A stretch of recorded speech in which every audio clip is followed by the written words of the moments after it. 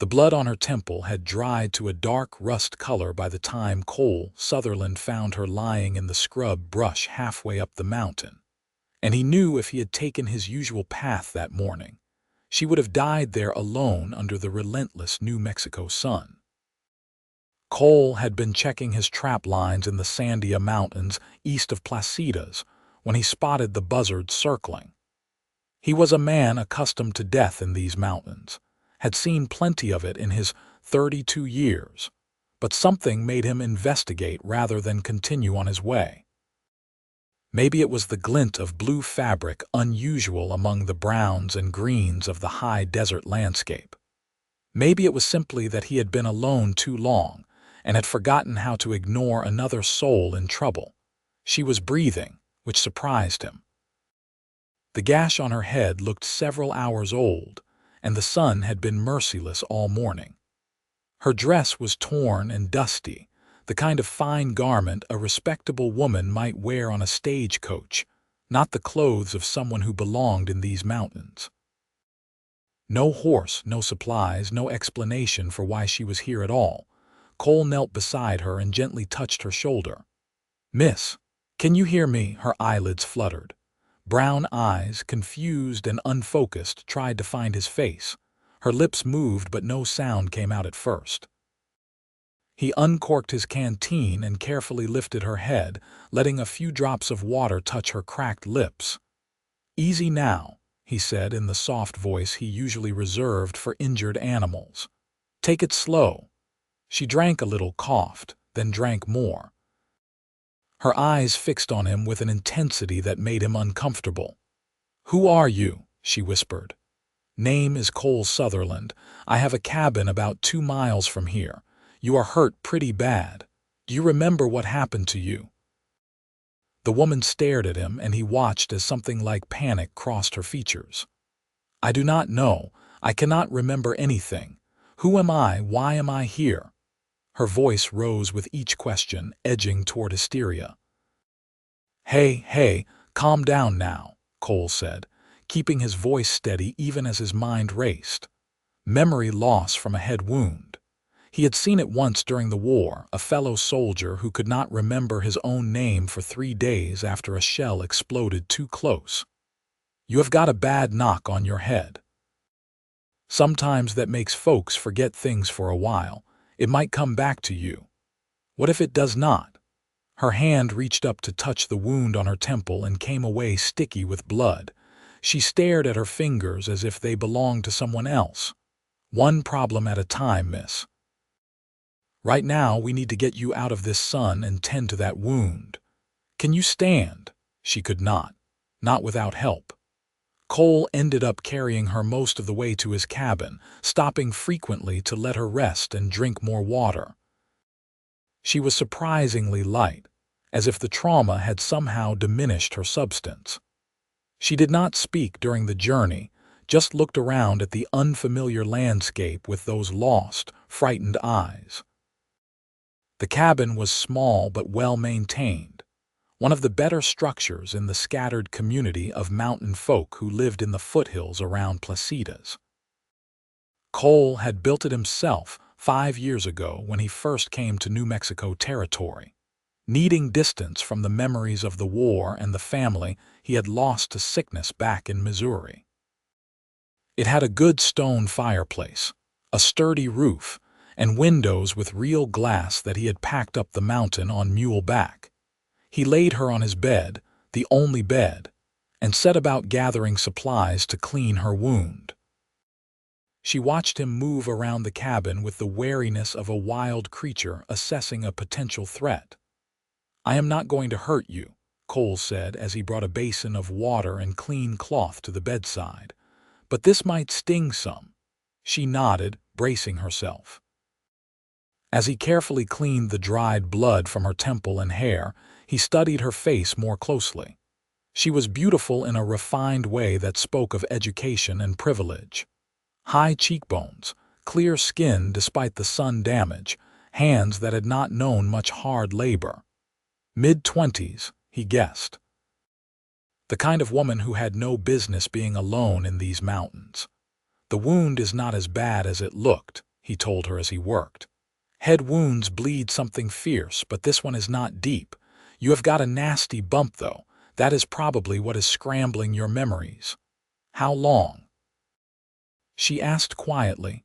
How long until they come back? Cole finished bandaging her head and sat back. There is no way to know, miss. Could be hours. Could be days. I have heard of cases where it took longer, or where some memories never returned at all. He expected tears, but her jaw just tightened with determination. Then I will have to make new ones. That surprised him into a small smile. That is the spirit. For now you need rest and water and food. When did you last eat? Her brow furrowed. I have no idea. Well, you are going to eat now. I have got some stew that is still good. You rest while I warm it up. As Cole busied himself at the fireplace, he kept stealing glances at her. She had sat up despite his orders to rest and was looking around the cabin with curious eyes, taking in his sparse furnishings, the pelts stretched for drying, his rifles mounted on the wall, the few books on his shelf. You live here alone? She asked. Yes, madam. No wife, no wife. No family at all anymore. He stirred the stew, uncomfortable with personal questions even from a woman who could not remember her own name. I am sorry. It was a long time ago. He ladled stew into a wooden bowl and brought it to her. Eat what you can. She ate slowly at first, then with increasing hunger, finishing the entire bowl. Cole watched with satisfaction. A good appetite was a good sign. While she ate, he went outside and scanned the landscape, looking for any sign of how she had gotten here. No tracks that he could see, no horse wandering loose, nothing to indicate where she had come from or what had happened to her. When he came back inside, she was standing at the window, looking out at the view of the valley below. The afternoon sun painted the mountains in shades of gold and purple. She had pulled the bandage he had so carefully placed back into position, and some color had returned to her cheeks. It is beautiful here, she said without turning. It is. One of the reasons I stayed. She turned to face him. I need a name, even if it is not mine. I cannot just be Miss or the woman with no memory. Cole scratched his jaw, considering. Did nothing come to you, no flicker of recognition at all, just the letter F? When I try to think of my name, I see the letter F in my mind. Does that mean anything? Could be your name starts with F. That is something, he thought for a moment. How about Faith? Until you remember your real one, she tested the word silently, then nodded. Faith, yes, that will do, Faith Emerson. Why Emerson? I saw it on one of your books, the essays. It seemed as good as any other. Faith Emerson it is then. Cole felt strange about the deception, even a temporary one, but what else could they do? Faith, I need to ask you some hard questions. You do not have to answer if it upsets you, but it might help us figure out what happened. She returned to sit on the bed, folding her hands in her lap with a composure that seemed automatic, learned. Ask. Your clothes are expensive. You are educated, I can tell by how you speak. You are not a working girl or a farmer's wife. You come from money, I would wager. Does any of that feel right to you? Faith looked down at her torn dress, really seeing it for the first time. Her fingers traced the fine fabric, the delicate buttons. Yes, this feels familiar, but I cannot tell you why. There is a stage road about 5 miles west of here. My guess is you were on a coach. There was an accident or an attack, and you wandered off confused. Or maybe you were thrown clear. Do you remember being on a stage? She closed her eyes, concentrating. Cole could see the strain in her face as she tried to grasp at memories that would not come. Finally, she shook her head. Nothing, just darkness. All right. Do not force it. Here is what we are going to do. Tomorrow, if you are feeling up to it, I will take you into Placida's. It is a small town, but folks there know everything that happens in these parts. If there was a stage accident, they will have heard. We can ask around, see if anyone is looking for you. And if no one is? The vulnerability in her voice tugged at something in Cole's chest he thought he had locked away years ago. Then we figure out what comes next, together. You are not alone in this, Faith. I promise you that. She looked at him with such gratitude that he had to turn away, suddenly busy with banking the fire. He was not used to being needed, not used to being responsible for another person. The weight of it was both terrifying and strangely welcome. That night, Cole made a bedroll for himself on the floor near the fireplace while Faith slept in his bed. He lay awake listening to her breathe, thinking about all the ways this could complicate his carefully ordered life. He had come to these mountains to be alone, to escape the ghosts of his past. Now he had invited a new ghost in, one who did not even know her own story. But as he finally drifted off to sleep, he realized he did not regret finding her. For the first time in 5 years, the cabin did not feel empty. The next morning, Faith woke to the smell of coffee and frying bacon. Sunlight streamed through the windows, and for a disorienting moment, she had no idea where she was. Then the memories of yesterday, her only memories, came flooding back. The mountain man with kind eyes, the name she had chosen, the terrifying blank space where her life should be. Cole glanced over from the stove. "How is your head?" She touched the bandage gingerly. "It hurts, but less than yesterday. I feel stronger." "Good. Think you can handle a ride into town? It is only about an hour on horseback." "I will manage." She paused. "Do I know how to ride?" "That is a fine question. I guess we will find out." After breakfast, Cole saddled his 2 horses, a sturdy bay gelding he called Ranger and a gentler mare named Daisy. He helped Faith mount, watching carefully to see if her body remembered what her mind did not. She settled into the saddle with surprising ease, her hands finding the reins naturally. "You have ridden before," Cole observed. "That is good." The ride down the mountain was slow and careful. Cole kept Ranger close to Daisy, ready to catch Faith if she swayed or fell, but she proved steady despite her injury. They followed a narrow trail that wound through juniper and pinyon pine, the morning air sharp and clean. "Tell me about Placitas," Faith said after a while. "What kind of town is it?" "Small. Maybe 200 people spread out over the valley. It is old, been here since the Spanish days. Mostly farmers and ranchers now, some miners working claims in the mountains. There is a general store, a church, a saloon, not much else. And the people? Decent folk, mostly. They mind their own business, which suits me fine, but they help when help is needed." As they descended, the landscape opened up to reveal the valley below, the small adobe buildings of Placitas scattered among cottonwood trees and irrigated fields. The Sandia Mountains rose dramatically to the east, their pink granite faces catching the morning light. "I wonder if I have been here before," Faith mused. "If I looked at this view and thought it beautiful. Maybe, or maybe you are just passing through." Cole glanced at her. "How do you feel about that? About maybe not being from here?" "I do not know. Everything feels equally foreign to me right now. This could be my home or halfway around the world and I would not know the difference." She sighed. "It is a strange kind of freedom, I suppose, and a terrifying one." They arrived in Placitas late morning to find the town going about its quiet business. A few men were loading supplies at the general store. 2 women talked outside the church. Children chased each other in the dusty plaza. Several people stopped to stare as Cole and Faith rode past, not hostile but curious. Cole led them to the general store, helping Faith dismount. Inside, the proprietor, a barrel-chested man named Samuel Garcia, looked up from his ledger and broke into a smile. "Cole Sutherland. Do not see you in town twice in 1 month usually.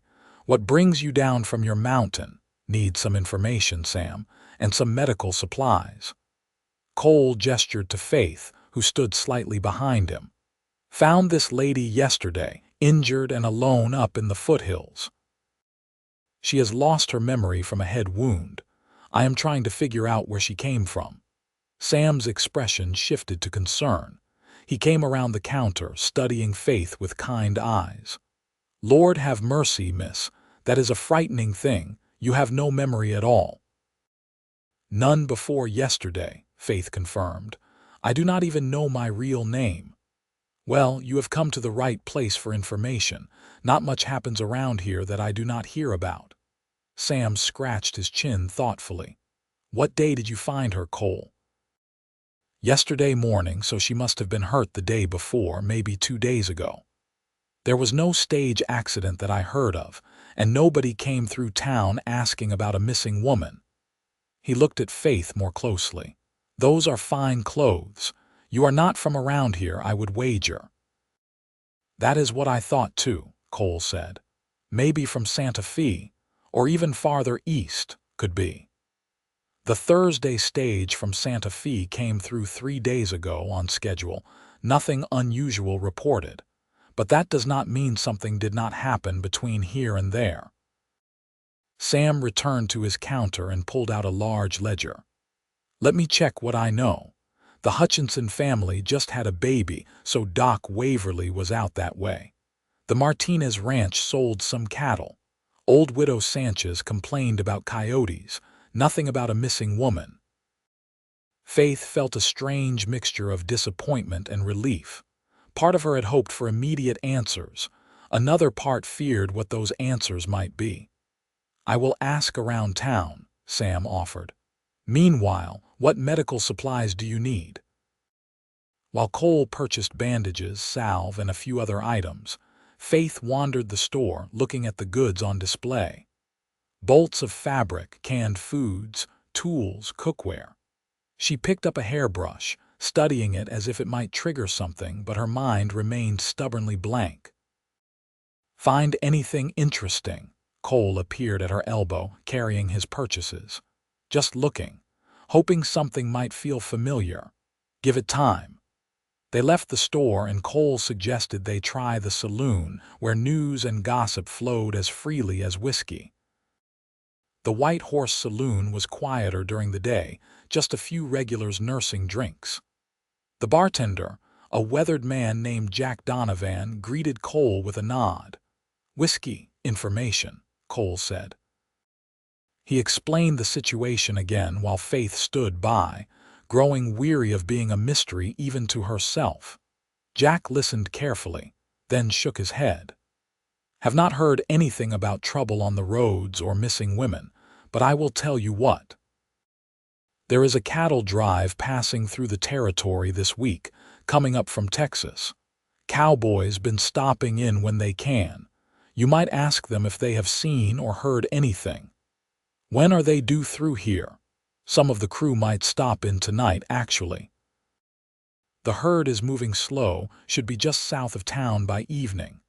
Cole looked at Faith. "You up for staying in town a while longer, maybe getting a room at the boarding house so you can rest?" "I would rather stay with you," Faith said quickly, then blushed at how that sounded. "I mean, I would rather not be alone with strangers.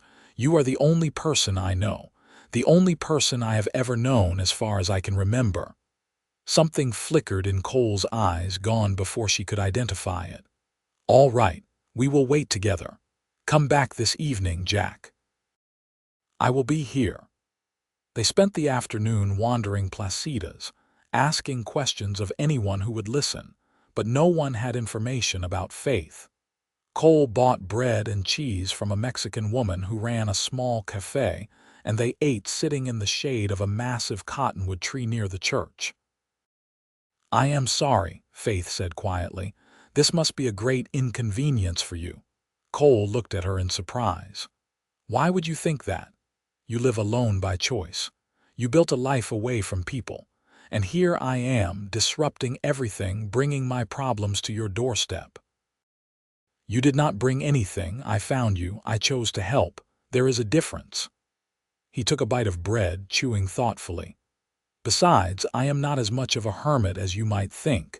I just prefer my own company to most folks, present company excepted." Faith smiled, feeling some of the tension ease from her shoulders. "Thank you, Cole, for everything. Nothing to thank me for yet. We have not solved your mystery." But as they sat there in the dappled shade, Faith realized she was not in quite such a hurry to solve it anymore.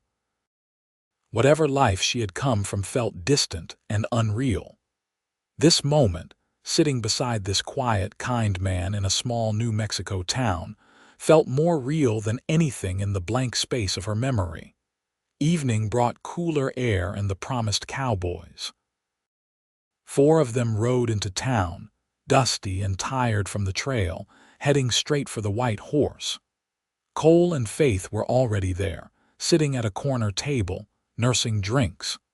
Cole had barely touched his whiskey while Faith sipped water, her head still aching too much for anything stronger. The cowboys were young, probably early 20s, full of energy despite the long day. They ordered beers and talked loudly about the drive, the cantankerous longhorns, the endless miles. Cole waited until they had settled a bit before approaching their table. "Excuse me, gentlemen.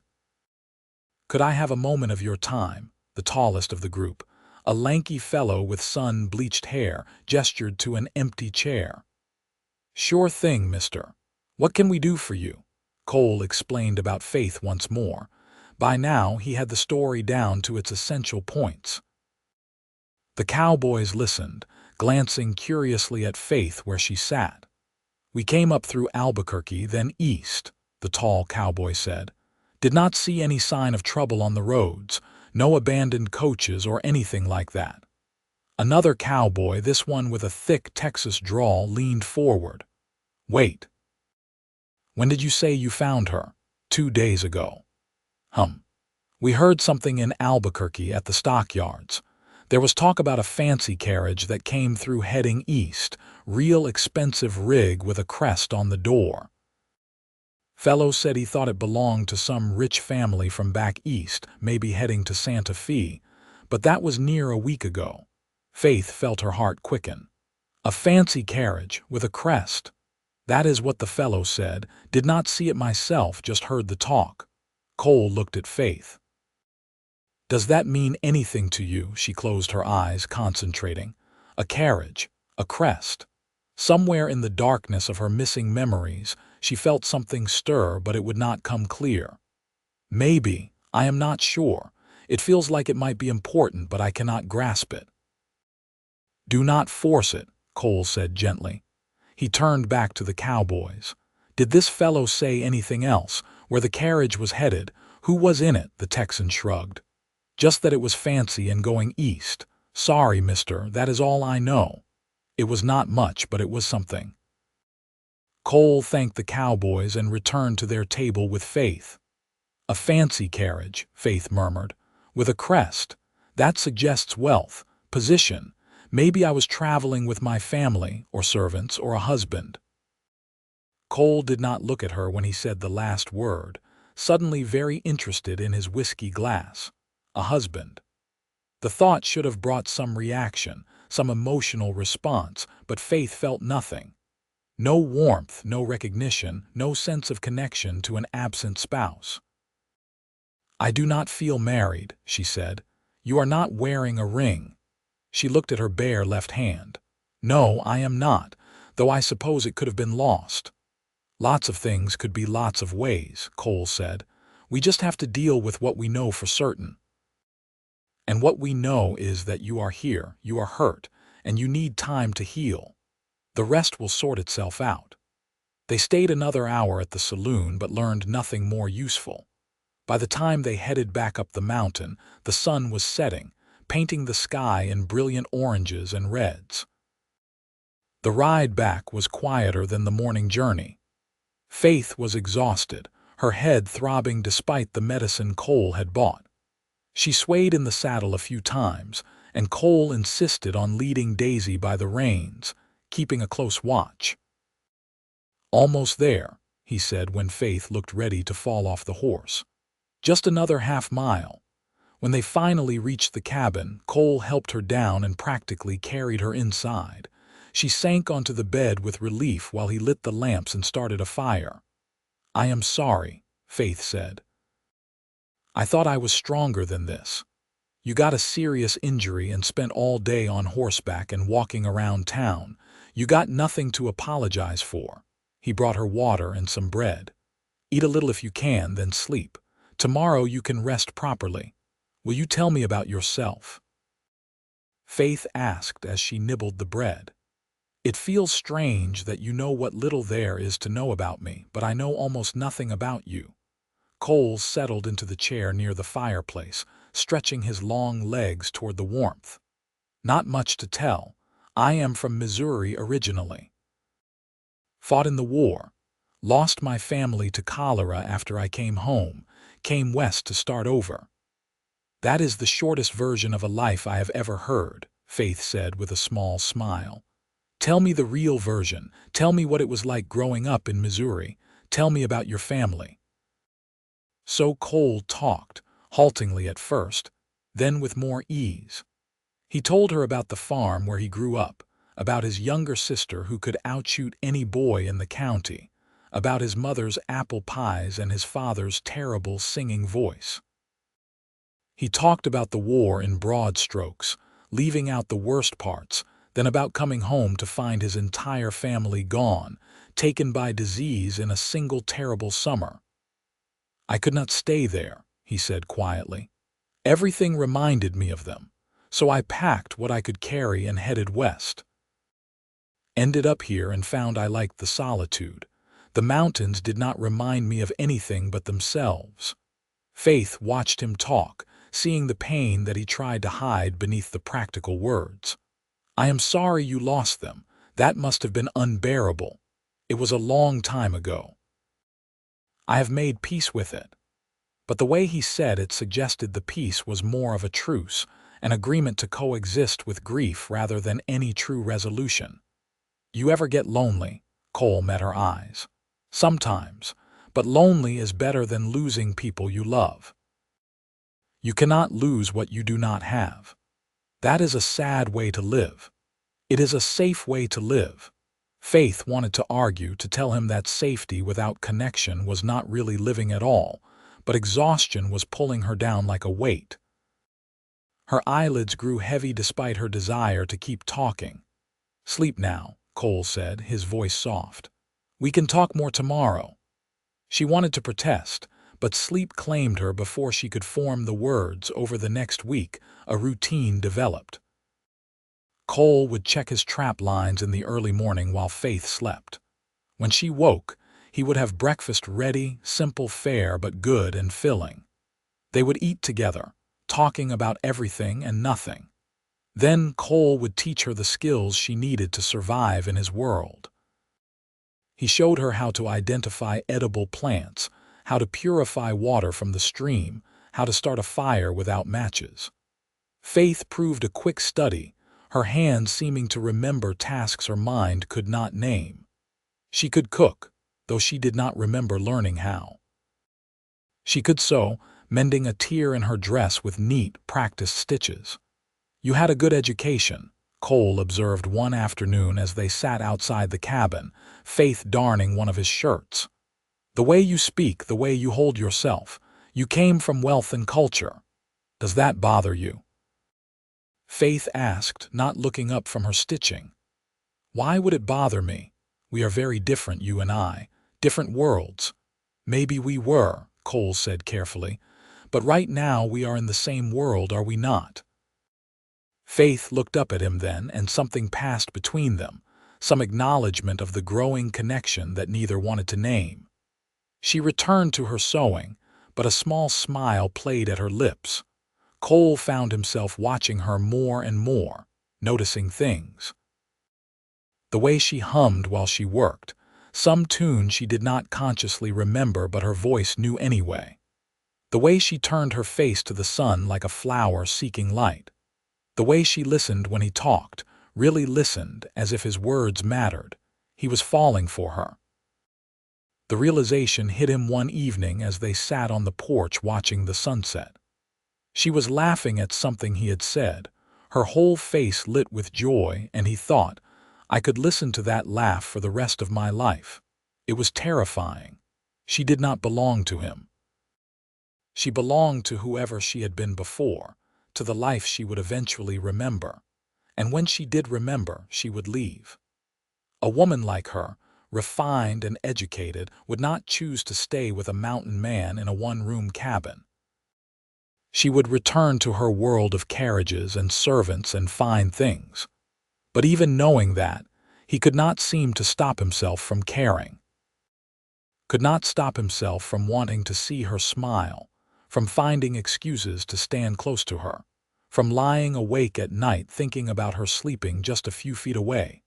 Faith, for her part, was equally aware of the shifting dynamic between them. She caught Cole looking at her sometimes with an expression that made her heart race. She found herself studying him when he was not watching, memorizing the strong line of his jaw, the way his hands moved with such competence and care, the rare smile that transformed his usually serious face. She did not know if what she felt was real or if it was just a manifestation of her dependence on him.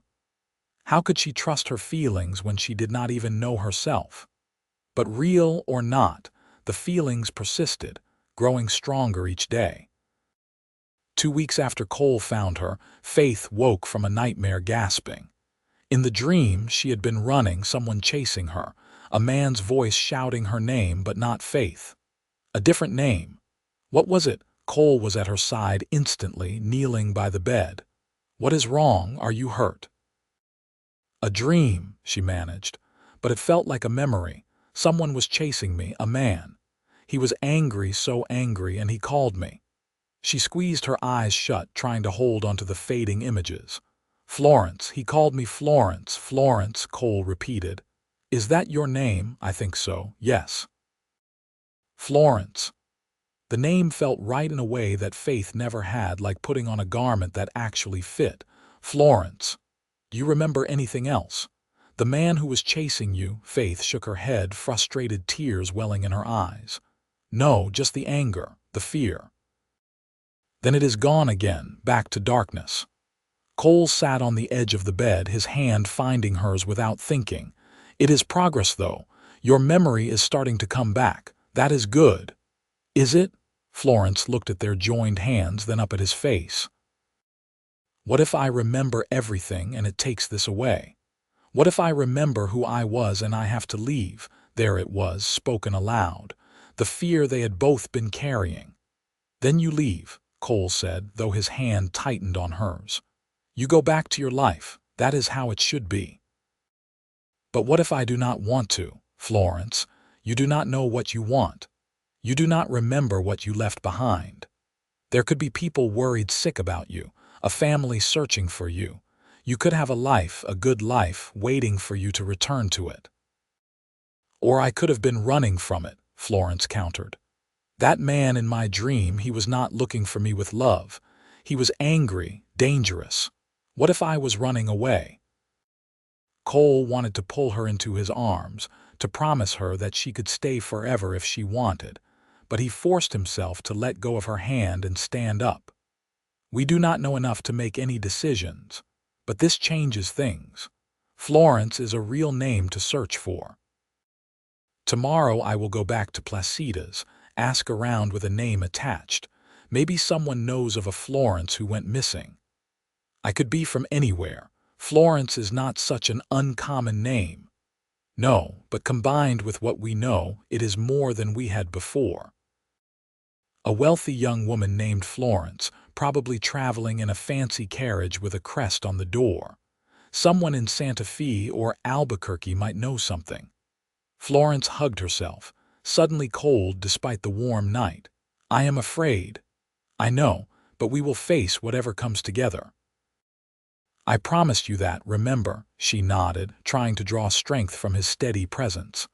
Will you stay close tonight? I do not want to be alone with these dreams. Cole pulled the chair close to the bed and settled into it.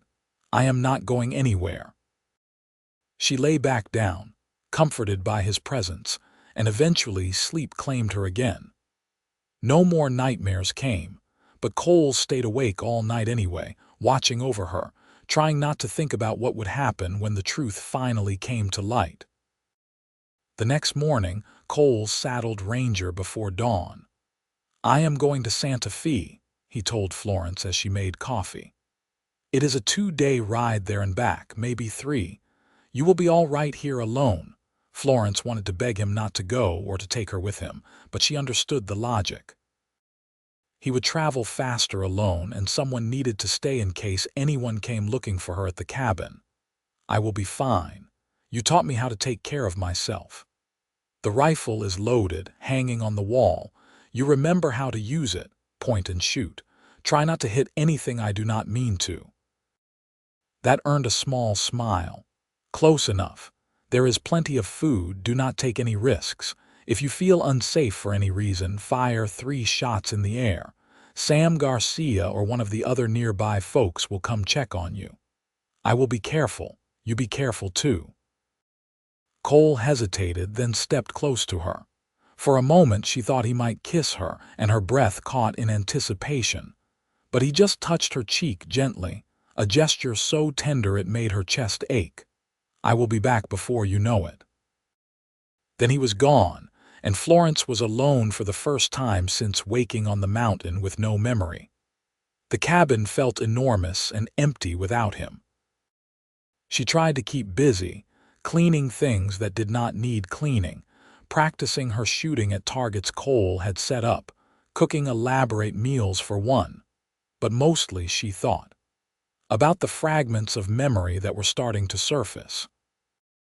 About the name Florence and how it fit her better than Faith ever had. About the man in her dream and the fear she had felt. And about Cole, always about Cole. She loved him. The realization came as she sat on the porch watching the sun set on the second day of his absence.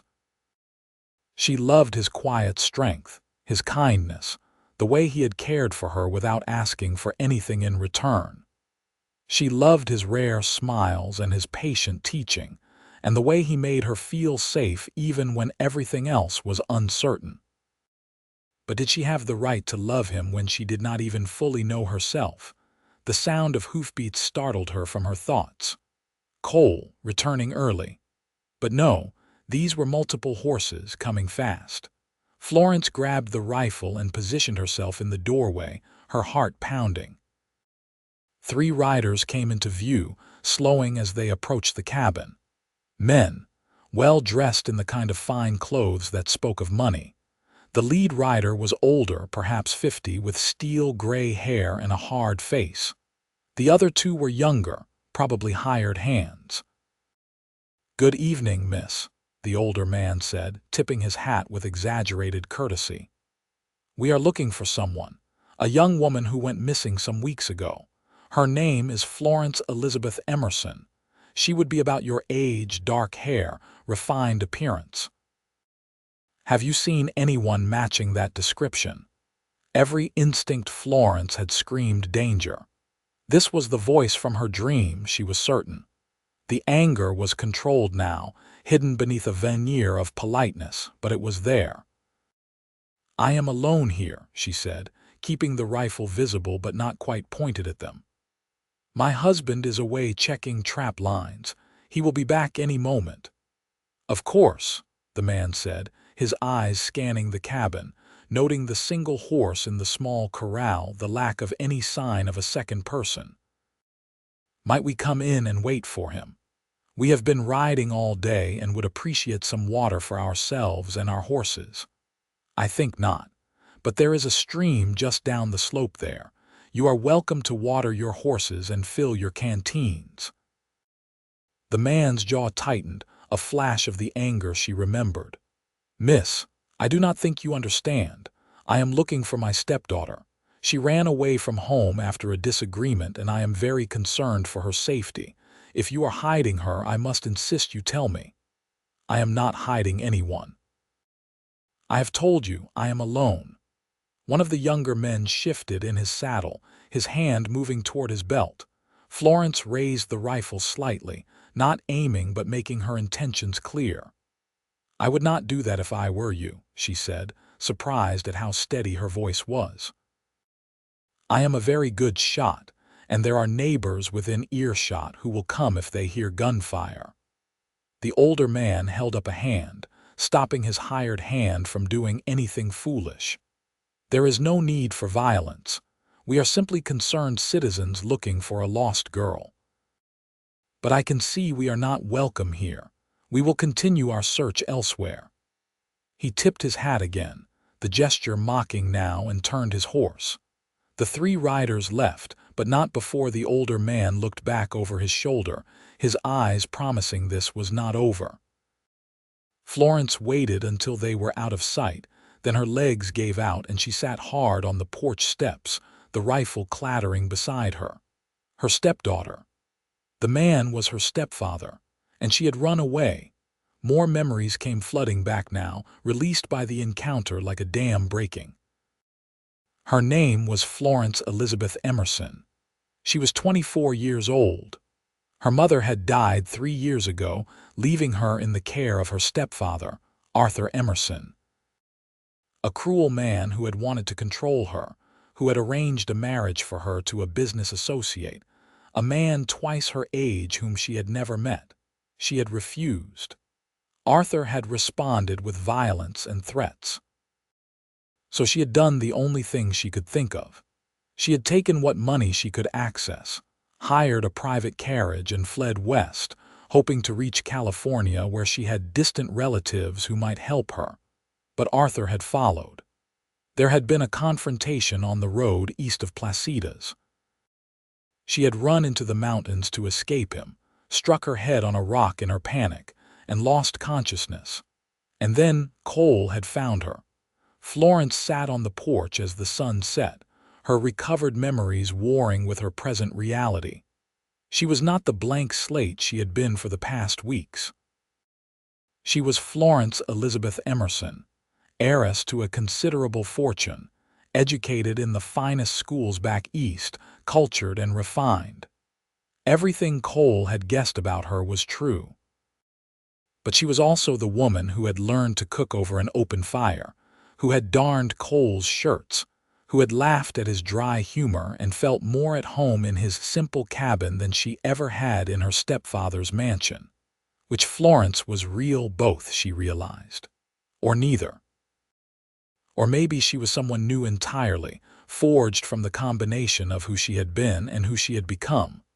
When Cole returned late that night, exhausted from hard riding, he found her sitting on the porch in the dark. "Florence, what are wrong? Did something happen?" She stood and walked to him as he dismounted, and without thinking about it, without worrying about propriety or consequences, she wrapped her arms around him and held on tight. Cole froze for a moment, then his arms came around her, holding her close. "Tell me," he said softly. So she did. She told him everything. About Arthur Emerson and the arranged marriage, about her flight west and the confrontation in the mountains, about her stepfather's visit that afternoon and the memories that had come flooding back. "He will come back," Florence said. "He wants control of my inheritance. He needs me to marry his business associate to secure some deal they have arranged. He will not give up." Cole's arms tightened around her. "Then we will deal with him, together. You do not understand. He has money and men. He can make things difficult. He might even have legal authority to take me back. I was running away when I lost my memory, but I do not know if I have any legal right to refuse his guardianship. You are 24 years old. You are not a child. But I am an unmarried woman. The law is not on my side." Florence pulled back enough to look up at Cole's face. "I should leave, go to California like I originally planned, get as far away as possible before he figures out I am here. Is that what you want?" "No." The word came out before she could stop it. "No, I do not want to leave. I want to stay here with you, but that is not reasonable or practical or even fair to you." Cole cupped her face in his hands, his thumbs brushing away tears she had not realized she was crying. "Florence Elizabeth Emerson, I am going to say something, and I need you to listen carefully. I do not care about practical or reasonable. I care about you. I have been falling in love with you since the day I found you on that mountain, and finding out you are an heiress does not change that. Finding out you have a stepfather who wants to control you does not change that. Nothing changes the fact that I love you and I want you to stay. You love me, I love you, and if you feel even a fraction of that back, then we will find a way through this, together. Florence felt as if her heart might burst. I love you too. I have been so afraid to say it, afraid it was not real or that it would disappear when I remembered who I was. But it is still here, stronger than ever. I love you, Cole Sutherland. He kissed her then, soft and careful at first, then deeper as she responded with equal fervor. It was not Florence's first kiss, she remembered that now, but it felt like it. It felt like the first true thing in her entire life. When they finally broke apart, both breathing hard, Cole rested his forehead against hers. Marry me. What, marry me? If you are my wife, he has no legal claim on you. Your inheritance would pass to your husband's control, which means he cannot use it as leverage. And more importantly, I want to marry you. Not as a legal strategy, but because I cannot imagine my life without you now. Cole, we have known each other less than a month. I have known you long enough to know I want to spend the rest of my life knowing you better. But if you need more time, if you are not sure, I understand. The offer stands whenever you are ready. Florence thought about her options. She could run to California, spend the rest of her life looking over her shoulder, wondering if Arthur would find her. She could return to the East, fight for her legal independence in courts that favored men like her stepfather. Or she could stay here with this good man who loved her and build a life on her own terms. It was not really a choice at all. Yes, she said. Yes, I will marry you. Not as a legal strategy, though that is a convenient benefit. But because I love you and because for the first time in my life, I am choosing my own future. And I choose you. Cole kissed her again, and Florence felt something settle in her chest, a rightness that had nothing to do with recovered memories or lost pasts. This was her present. This was her future. And it was more than she had ever dared to hope for. They rode to Placida's at first light, wanting to marry quickly before Arthur could interfere. Sam Garcia, who served as the unofficial mayor in addition to running the general store, had the authority to perform civil marriages. You are sure about this? He asked Cole privately while Florence waited outside. You have only known her a few weeks. I am sure. More sure than I have been about anything since the war. And she has her memory back now, knows what she is choosing, she does. Sam studied his friend's face, seeing something there he had not seen in the 5 years Cole had lived in these mountains. Joy, hope. All right then. Let us make this legal. The ceremony was simple, performed in the general store with Sam's wife and the local priest as witnesses. Florence wore the same dress she had been wearing when Cole found her, cleaned and mended. Cole wore his best shirt, the one without patches. They had no rings, so they used pieces of braided leather temporarily, promising to get proper bands when they could. Do you, Cole Sutherland, take this woman to be your lawfully wedded wife, to have and to hold from this day forward? I do. And do you, Florence Elizabeth Emerson, take this man to be your lawfully wedded husband, to have and to hold from this day forward? I do. Then, by the authority vested in me by the territory of New Mexico, I pronounce you husband and wife. Cole, you may kiss your bride. And he did, softly and sweetly, while Mrs. Garcia dabbed at her eyes with her apron and the priest smiled benevolently. They had just signed the marriage certificate when Arthur Emerson walked into the store with his 2 hired men. He stopped short, taking in the scene. The witnesses. The certificate, Florence's hand in Cole's. What is this? Arthur's voice was ice. Florence stepped forward, her chin high. "This is my wedding, Arthur. I have just married Cole Sutherland. I am no longer your ward or your responsibility. I am my own woman, married to a man of my choosing." Arthur's face went purple with rage. "You little fool! Do you have any idea what you have done? That marriage to Harrison would have secured everything. Your future, your fortune, your position in society." "It would have secured your business deal," Florence corrected. "My future was never a consideration. But it does not matter now. I am legally married. Whatever you and Mr. Harrison had planned, it is over. This is not legal. You are not of sound mind, you had a head injury, you cannot consent to marriage in your condition." "I am of perfectly sound mind," Florence said. "My memory has returned, I know exactly what I am doing, and I have witnesses to attest to my competency." She gestured to Sam and the others. Arthur turned to Cole, his rage finding a new target. You took advantage of a vulnerable woman. You married her for her money." "I married her because I love her," Cole said simply. "I did not even know about her money until she remembered, and I do not want it. She can do whatever she wants with her inheritance. Give it to charity, invest it, burn it for all I care. I just want her." "How touching," Arthur sneered. "But I assure you this is not over. I have lawyers, I have influence, I will have this farce annulled." The priest, who had been silent until now, stepped forward. "Señor Emerson, I witnessed this marriage. It was entered into freely by two consenting adults of sound mind. In the eyes of God and the law, it is valid. You may have lawyers and influence, but unless you can prove fraud or coercion, you have no grounds for annulment. The church will support this marriage," the priest continued. "And this community will support this couple. If you wish to pursue legal action, that is your right, but you will find no help here."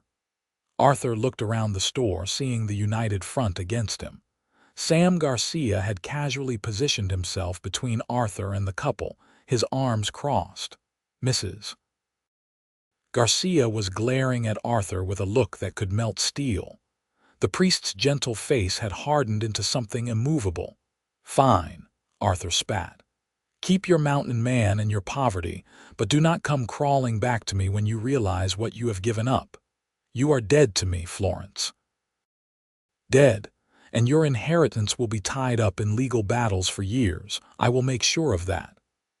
"That is your choice," Florence said, her voice steady despite the trembling in her hands. "But I am happy with mine. Goodbye, Arthur. I hope you find some peace, though I doubt you will look for it." Arthur stormed out, his hired men following.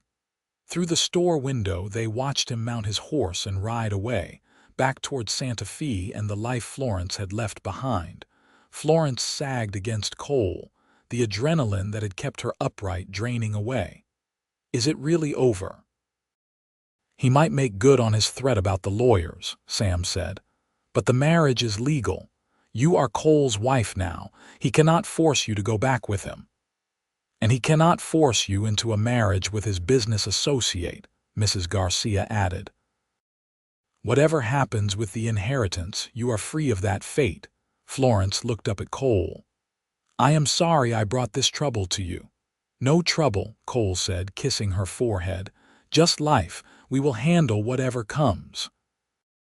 They spent their wedding night in the cabin on the mountain, their mountain now, together. Cole had apologized for not having anything finer to offer her, no hotel suite or elegant wedding trip, but Florence had silenced him with a kiss. "This is perfect. This is home." They lay together in the narrow bed, Florence's head on Cole's chest, listening to the steady beat of his heart. Outside, coyotes called to each other under the stars, and the wind whispered through the pines. "Tell me what you are thinking," Cole said, his fingers tracing lazy patterns on her shoulder. "I am thinking about how strange life is. A month ago I was terrified and alone, running from a life I did not want. I hit my head and lost everything I knew, and somehow, in losing myself, I found you." found home. Do you regret remembering? Would you rather have stayed Faith, the woman with no past? Florence considered. No, I needed to remember. I needed to know who I was so I could consciously choose who I want to be. Faith was a blank slate, innocent and free. But Florence, the real Florence, is choosing this life with full knowledge of what she is giving up. That choice matters. What are you giving up? Wealth, certainly, if Arthur succeeds in tying up my inheritance. Social position. A life of ease and culture in the cities back east. All the things I was raised to value. And what are you gaining? Florence propped herself up on her elbow to look at him in the lamplight. Freedom. Love. A partner who sees me as an equal, not a possession to be managed. A simple life, but an honest one. You. I am gaining you, Cole, and that is worth more than all the money in the world. He pulled her down for a kiss, deep and tender. I will spend the rest of my life making sure you never regret that choice. I already know I will not. They made love then, gentle and slow, learning each other with wonder. Afterward, as Florence drifted to sleep in her husband's arms, she felt a peace she had never known in her old life. She was home. She was loved. She was free. The first months of their marriage were both harder and more wonderful than Florence had imagined. Cole had been honest about the life he could offer her. It was simple, sometimes harsh, but never boring. Florence learned to do things she had never imagined herself capable of. She helped Cole with his trap lines, growing skilled at skinning and preparing pelts for sale. She tended a small garden, coaxing vegetables from the rocky soil. She learned to shoot not just adequately but well, bringing down rabbits and birds to supplement their meals. In turn, she brought her own skills to their life together. She could read and write far better than Cole, whose education had been interrupted by the war, so she helped him with the ledgers where he tracked his sales and supplies. She had a talent for bargaining that surprised both of them, getting better prices for their goods in placitas than Cole had ever managed. You are enjoying this, Cole observed one evening after she had successfully negotiated a higher price for a bundle of fox pelts. I can see it in your eyes. I am, Florence admitted. Is that strange? I was raised to supervise servants and plan dinner parties, not to bargain over animal pelts. But this feels real in a way that life never did. Everything I do here matters. I can see the direct results of my efforts. You are good at it. Better than good. Maybe we should make you the official trader for the Sutherland household. The Sutherland household of two, for now. Cole gave her a meaningful look, and Florence felt her cheeks warm. They had been trying for a child, though nothing had happened yet. Florence sometimes worried that the head injury might have affected her ability to conceive, but Cole assured her that these things took time. Winter came, and with it snow that blanketed the mountains in white. Florence experienced her first true frontier winter, days when they could not leave the cabin because the snow was too deep, nights when they huddled close to the fire for warmth. She loved it. The enforced closeness, the simple routines, the complete dependence on each other. This was not the life she had been raised for, but it was the life she had chosen, and every day that choice felt more right. Sam Garcia brought news in early spring, riding up to the cabin on one of the first truly warm days. Thought you would want to know. There has been some legal papers filed in Santa Fe. Your stepfather is trying to have the marriage annulled after all. Florence felt a chill despite the sunshine. On what grounds? Mental incompetence due to your injury. He has got doctors who never examined you willing to say you were not in your right mind when you married Cole. But I have my memory back now. I can testify that I was competent. He is claiming the marriage happened before your memory returned, and that Cole took advantage of your condition. Cole's jaw tightened. He is lying. Florence had her memory back when we married. We have witnesses. I know that. The priest knows that. We will all testify to that if it comes to trial. But I wanted to warn you, this could get messy. Florence thanked Sam and sent him on his way with some of her preserves, then turned to Cole. What do? We fight. We get our own lawyer, we go to Santa Fe if we have to, and we prove that our marriage is legitimate. With what money? Legal battles are expensive, and if Arthur succeeds in freezing my inheritance, we have nothing but what we make from your trapping. Cole pulled her into his arms. Then we make do. We have got each other and we have got the truth. That has to count for something. But Florence knew better than to trust in justice or truth when money and power were on the other side. Still, what choice did they have but to fight? The trial was set for late summer in Santa Fe. Cole and Florence made the journey to the territorial capital, leaving their cabin in the care of Sam Garcia. Santa Fe was a bustling city, strange to Cole after years in the mountains and bittersweet to Florence, who remembered visits here with her mother before the illness that took her. They could not afford a hotel, so they stayed with the priest from Placitas, who had family in Santa Fe and who insisted on helping them. Father Miguel was a gentle man in his 60s who believed strongly in the sanctity of marriage and the importance of fighting for love. Your stepfather is a powerful man, he warned them the night before the trial. He has money and influence. The judge may be sympathetic to his arguments. But we have the truth, Florence said, though she felt less certain than she sounded.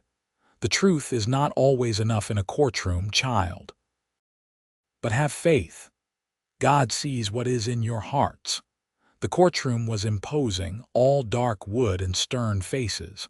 Arthur sat with his lawyers, looking confident and composed. Florence forced herself not to look at him, focusing instead on Cole beside her and their own lawyer, a young man named Thomas, who was doing the case mostly pro bono because he believed in their cause. The prosecution went first, presenting their case that Florence had been mentally incompetent at the time of her marriage due to her head injury and memory loss.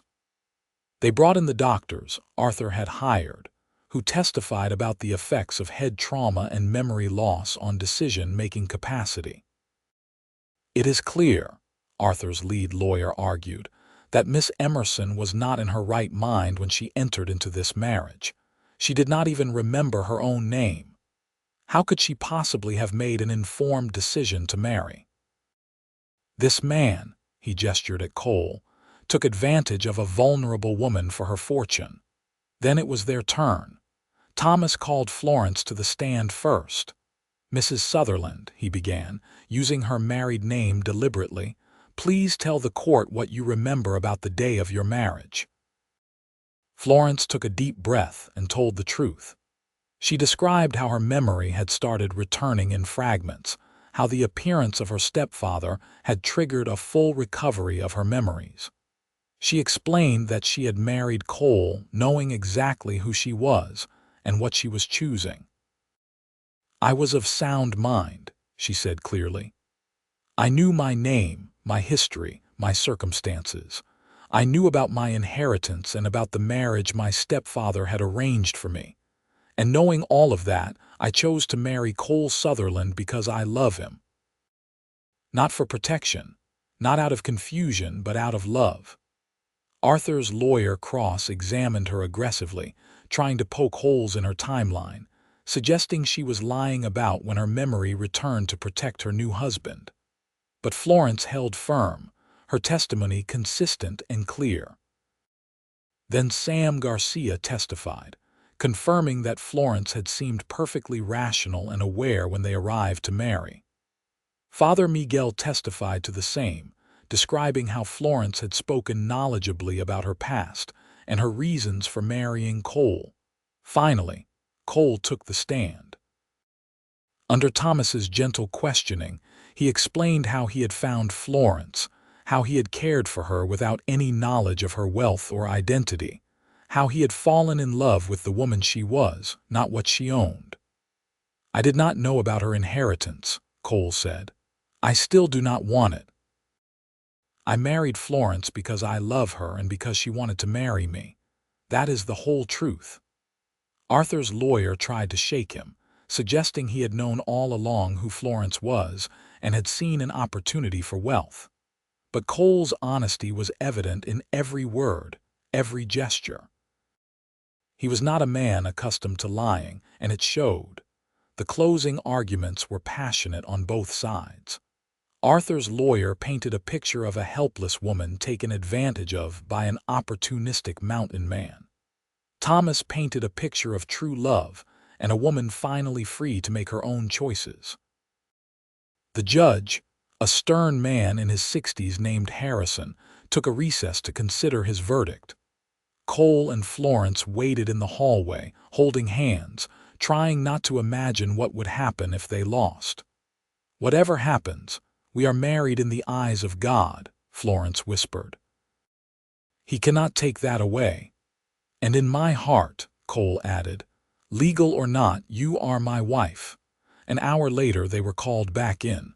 Judge Harrison looked at them over his spectacles, his expression unreadable. "This court has heard testimony from both sides regarding the legitimacy of the marriage between Cole Sutherland and Florence Elizabeth Emerson. We have heard evidence of mental incompetence and evidence of sound mind. We have heard accusations of opportunism and testimony of genuine love." He paused, and Florence felt her heart might beat out of her chest. After careful consideration, this court finds that the marriage between Cole Sutherland and Florence Elizabeth Emerson is legitimate and binding. The evidence clearly shows that Mrs. Sutherland had recovered her memory before the marriage took place and entered into the union freely, and with full knowledge of her circumstances. The petition for annulment is denied. Florence heard herself sob with relief.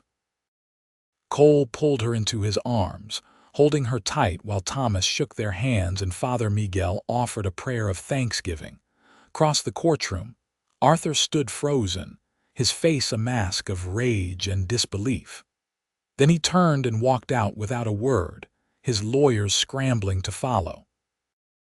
"It is over," Florence whispered against Cole's chest. "It is really over. But there was one more thing to settle, the inheritance." Even though the marriage was legitimate, Arthur had tied up Florence's inheritance in legal knots that would take time and money to untangle. They met with Thomas afterward to discuss their options. "You could fight for it," Thomas said.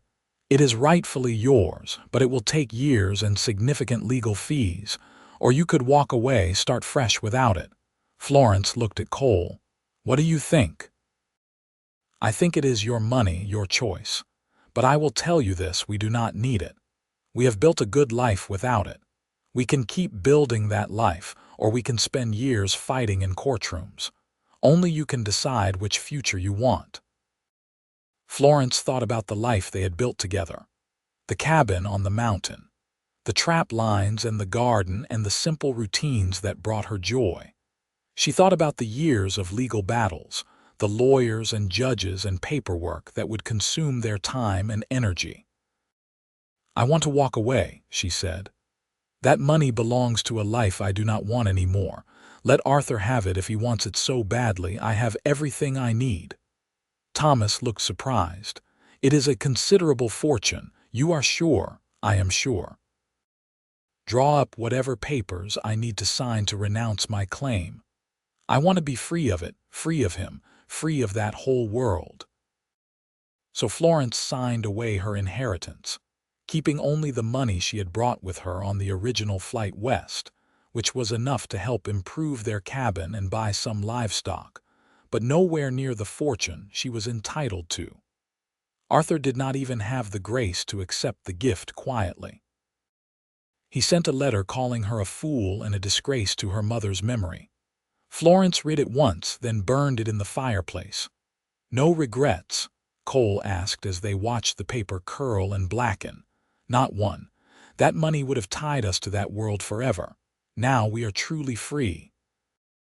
They returned to Placida's, and their cabin as summer faded to fall. The mountains welcomed them home with golden aspens and crisp air. Their neighbors celebrated their victory with a party in town, music and dancing, and more food than Cole and Florence had seen in months. "You did it," Sam Garcia said, raising a glass in toast. "You beat the system and you beat that bastard stepfather of yours. Here is to Cole and Florence Sutherland, the stubbornest couple in New Mexico territory." Everyone laughed and drank, and Florence felt the last weight lift from her shoulders. She was truly free now. Free of Arthur, free of the inheritance, free of the expectations that had shaped her first 24 years. That winter, Florence discovered she was pregnant. She told Cole on a snowy evening as they sat by the fire, his hand on her still flat stomach, both of them almost afraid to believe it was real. "Are you happy?" she asked, suddenly nervous. Cole's answer was to kiss her so thoroughly that they ended up making love right there on the rug in front of the fireplace, gentle and reverent and full of joy. The pregnancy was not easy. Florence was sick for the first few months, and they both worried about complications given how remote they were from any doctor. But as spring came and her belly grew round and firm, she felt stronger and more confident. Cole was wonderful, attentive without being overbearing, ready to help but respectful of her independence.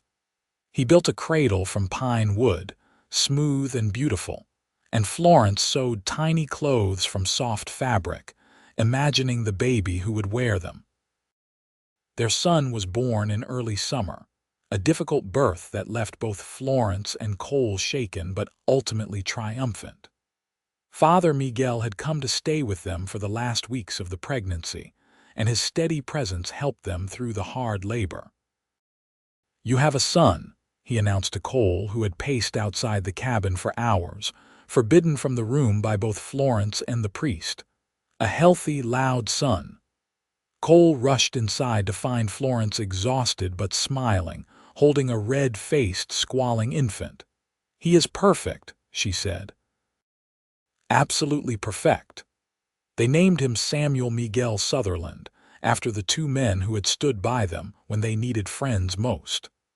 Little Sam, as they called him, had Cole's dark hair and Florence's brown eyes, and a set of lungs that could wake the entire mountain. Motherhood transformed Florence in ways she had not expected. She had always assumed she would have children someday, but in her old life, she imagined nannies and nurseries, a distant kind of motherhood that kept the messy realities at arm's length. Instead, she found herself completely immersed in caring for her son, nursing him, changing him, walking the floor with him at night when he would not sleep. She loved it. Every exhausting, wonderful moment of it. Cole was a natural father, patient and gentle with their son, singing him songs in a surprisingly good voice, and telling him stories even though Sam was far too young to understand. Watching her husband with their child, Florence fell in love with him all over again. The years passed quickly after that. Little Sam grew into an adventurous toddler, then a curious child, exploring the mountains with his father, learning to track and hunt and survive in the wilderness. 2 years after Sam was born, Florence gave birth to a daughter, Emma Rose, who had Florence's temperament and Cole's stubbornness. Their cabin expanded to accommodate the growing family. Cole built an additional room, then another, until it was a proper house. They acquired more livestock, some cattle and chickens, and Florence's garden became renowned in Placida's for producing the best vegetables in the region. They were not wealthy by any measure, but they were comfortable. More importantly, they were happy. The love that had started when Cole found a lost woman on the mountain had grown and deepened into something unshakable. Florence sometimes thought about her old life, wondering what had become of Arthur and his business schemes, wondering what her life would have been like if she had never run away. But she never regretted her choice. Every day with Cole and their children confirmed that she had chosen the right path. On their 10th anniversary, they rode up to the spot where Cole had found her, leaving the children with Sam Garcia and his wife for the night. It was summer again, the same season when their story had begun. "Do you remember what you thought when you first saw me?" Florence asked as they stood looking out over the valley. "I thought you were going to die if I did not help you," Cole said honestly. "And then I thought you were the most beautiful thing I had ever seen, even covered in blood and dust." "What a romantic you are." "Hey, I pulled you back from death's door. That is pretty romantic," Florence laughed, leaning against him. "True. And I fell in love with you even though I did not know my own name. That is fairly romantic too. We have got a romantic story, no doubt about it." "Do you ever wonder what would have happened if you had taken your usual path that day? If you had not found me," Cole considered, "you would have died, probably. And I would have kept living alone on this mountain, trapping and hunting and slowly turning into a crazy hermit. We needed each other." "We did. We do." They spread a blanket and watched the sunset, the sky painting itself in shades of purple and gold. Cole pulled Florence close and she rested her head on his shoulder, comfortable in the silence. "Thank you," she said quietly. "For what?" "For finding me. For loving me even when I did not know who I was. For choosing me every day, even after I remembered and you knew I came with complications. Florence, you have got it backwards. You are the one who chose me. You could have gone back to your old life, fought for your inheritance, lived in mansions and worn fancy dresses. Instead, you chose a cabin on a mountain with a man who smells like pine trees and traps. Best choice I ever made. Mine too." As the stars came out, they lay on the blanket, looking up at the vast sky, holding hands like they had that first day in the courtroom. Two people who had found each other against all odds, who had built a life and a love that would last. Years later, when Florence and Cole were well into their 60s, they would sit on the porch of their house, surrounded by grandchildren now, and tell the story of how they met. The children loved it, the mystery and the adventure, the evil stepfather and the courtroom drama, the happy ending. "Tell the part about when Grandma did not know her own name," the youngest granddaughter would beg. And Florence would smile and take Cole's hand, still feeling that spark after all these years, and tell the story one more time. About the mountain man who found a woman who had lost her memory, loved her until she remembered, and was loved in return when she chose to stay. Because that was the real story, not just that Cole had saved her life, but that they had saved each other. Florence had given Cole a reason to open his heart again after years of solitude. Cole had given Florence the freedom to choose her own life and the love to make that choice meaningful. Together, they had built something beautiful on that mountain. Not just a house or a family, but a life lived on their own terms, full of love and laughter and the kind of happiness that came from choosing each other every single day. And when Cole died peacefully in his sleep at the age of 78, Florence sat beside him holding his hand and thanking him one last time for stopping to investigate those buzzards circling all those years ago, for being the kind of man who would help a stranger, for loving her so completely. She lived 2 more years after that, surrounded by children and grandchildren, passing on in her sleep while sitting in the rocking chair Cole had made for her 50th birthday. They buried her beside him on the mountain, with a view of the valley below and the sky above, together in death as they had been in life. The house stood for many years after, occupied by Sam and his family, then by Emma's children, a testament to the love that had built it. And the story lived on, passed down through generations, of the mountain man, and the woman with no memory who found in each other everything they did not know they were looking for. It was a story of love conquering all, of choices made freely being the most powerful ones, of two people who created their own happiness rather than accepting the lives others had planned for them. And it was true, every word of it, which made it all the more remarkable. In the end, that was Florence and Cole's legacy. Not wealth or power or social position, but love. Pure, true, enduring love that started with a stranger helping another stranger and grew into something that outlasted them both. It was the kind of love that songs are written about and stories are told about. The kind that reminds us all that sometimes the best things in life come when we least expect them, in forms we would never have chosen, if only we are brave enough to reach out and hold on tight.